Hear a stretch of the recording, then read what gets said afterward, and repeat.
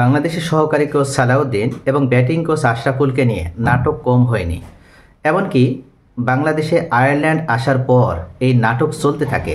যদিও শেষ পর্যন্ত আয়ারল্যান্ডকে টেস্টে যেমন হোয়াইট ওয়াশ করে অবিশ্বাস্য জয়লাভ করে বাংলাদেশ, আর তখনই বাংলাদেশের ব্যাটিং দক্ষতায় এবং বাংলাদেশের আজকের ব্যাটিংয়ের পারফরমেন্সের পেছনে আশরাফুলের ভূমিকা যে কত গুরুত্বপূর্ণ হয়েছে সেই বিষয়ে কিন্তু আর কোনো সন্দেহ থাকে না। এবং তখন মনে করা হচ্ছিল যে আশরাফুলকে শুধুমাত্র আয়ারল্যান্ডের জন্য যে অ্যাসাইনমেন্ট দেওয়া হয়েছিল এটার মেয়াদ বাড়ানো হবে কিনা, নাকি এখান থেকে আশরাফুলকে ছেড়ে ফেলে দেওয়া হবে।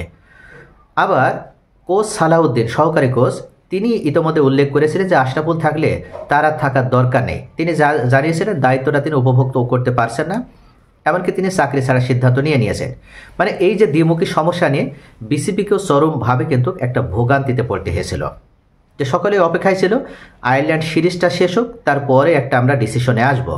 শেষ পর্যন্ত টি-20তেও আমরা দেখেছি যে আয়ারল্যান্ডের বিরুদ্ধে 2-1 ব্যবধানে সিরিজ জিতে নিল বাংলাদেশের টাইগাররা।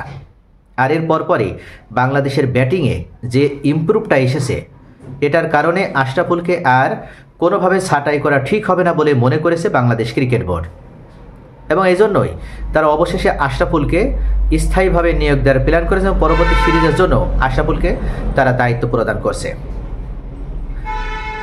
আশরাফুলকে জানানো হয়েছিল যে তাকে শুধুমাত্র আয়ারল্যান্ড সিরিজের জন্য নেওয়া হয়েছে এবং এই আয়ারল্যান্ড সিরিজ শেষ হলে তিনি যেন নিজে থেকেই সরে যান।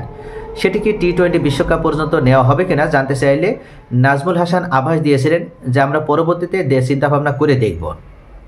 এরপর 2027 সালে বিশ্বকাপ পর্যন্ত মোহাম্মদ সালাউদ্দিনের সঙ্গে বিসিবির চুক্তি, জাতীয় দলে দায়িত্ব পালন করে যেতে কেন আবার রাজি হলেন তা জানতে ফোন করা হলে সালাউদ্দিনে পাওয়া যায়নি।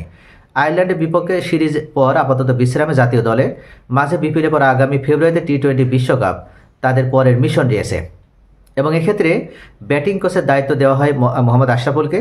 তখন জানানো হয়েছিল যে এই সিরিজের জন্যই দায়িত্ব দেওয়া হয়েছে তাকে। তবে নাজমুল সাকিব জানিয়েছে আশরাফুলও নিজ দায়িত্ব পালন করে যাবেন, আশরাফুলকে আর এই দায়িত্ব থেকে সরানো হবে না, অর্থাৎ তিনি ব্যাটিং কোচ হিসেবে বাংলাদেশ দলের সাথেই থাকবে। তবে সালাউদ্দিন যেহেতু পদত্যাগপত্র জমা দিতে চাচ্ছে, তার পদত্যাগপত্র গ্রহণ করা হবে না। তাকেও আমরা বুঝিয়েছি যে সহকারী কোচ হিসেবে দলের দায়িত্বে সালাউদ্দিনকেও থাকতে হবে। তো প্রিয় দর্শক, সালাউদ্দিনেরও ভূমিকা রয়েছে বাংলাদেশ দলের পেছনে, সেই ভূমিকা অবশ্যই অনস্বীকার্য, কিন্তু তার মানে এই নয় যে ব্যাটিং কোচ হিসেবে আশরাফুলকে নেওয়ায় সালাউদ্দিন রাগান্বিত হবে, ক্ষুব্ধ হয়ে তিনি দল ছেড়ে চলে যাবেন। অবশ্যই মনে রাখতে হবে যার যার অবস্থান থেকে তার সেরাটা দেওয়ার মাধ্যমে বাংলাদেশ দলটিকে সেরা একটা ক্রিকেট টিমে উন্নীত করার চেষ্টা চালিয়ে যেতে হবে। এই প্রতিযোগিতাপূর্ণ ক্রিকেটে টিকে থাকতে হলে অবশ্যই সেরাটা উপহার দেওয়া ছাড়া অন্য কোনো বিকল্প নেই।